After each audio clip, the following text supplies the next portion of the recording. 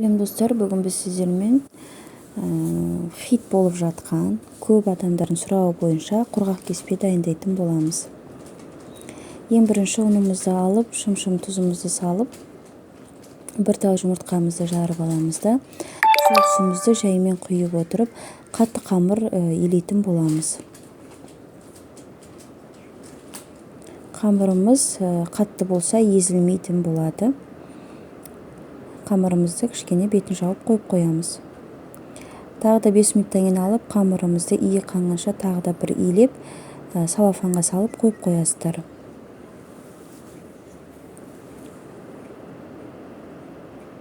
Және де бізге керекті көкөністер ол пияз, сәбіз және картошка және ет қажет.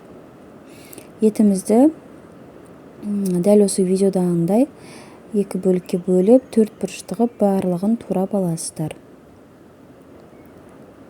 Сәбізімізді де жұқалап кесіп алып, оны да дәл етті турағандай 4 бұрыштап турап аласыздар.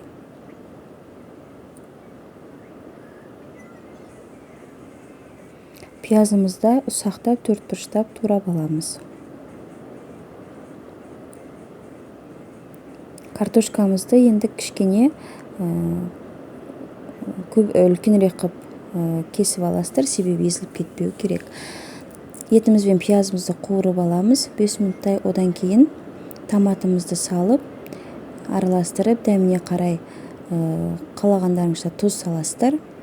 Және де 5 минуттай қуырып аламыз. Одан кейін сәбізіміз бен картошкамызды салып, тағы да бір 5 минуттай қуырып аласыздар. Одан кейін көп емес, түбіне ғана кішкене ғана су құйып, тағы да бір араластырып, бетін жауып, пісіріп алатын боласыздар. Оған дейін біз қамырымызды жаятын боламыз. Қамырымызды да дәл осы видеодағындай қылып, жұп-жұқа қылып, қамыр жайып шығасыздар.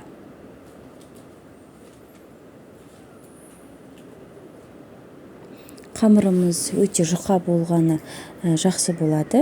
Жұқа қылып жайыңыздар. Мінекей дәл видеодағындай біздің қамырымыз дайын болды. Қамырымызға бетін жайып болғаннан кейін бетіне ұн сеуіп шығасыздар. Оқтауымызға қамырымызды орап аламыз.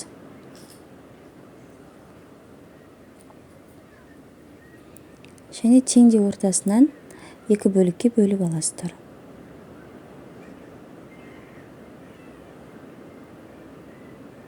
Және тағы да екі бөлікке бөліп, қамырымыздың жартысын кеспеге кескендей қылып, домалатып алып, барлық қамырымызды дәл осы видеодағындай кесіп шығасыздар.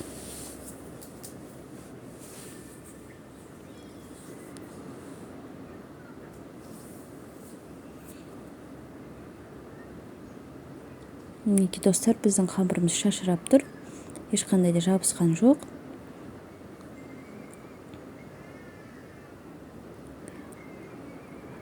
Біздің картошкамыз піскен-піспеген көресіздер.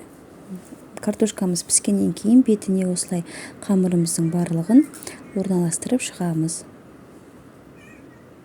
Орналастырып болғаннан кейін бетіне су майымызды құйып бұқтырып аламыз.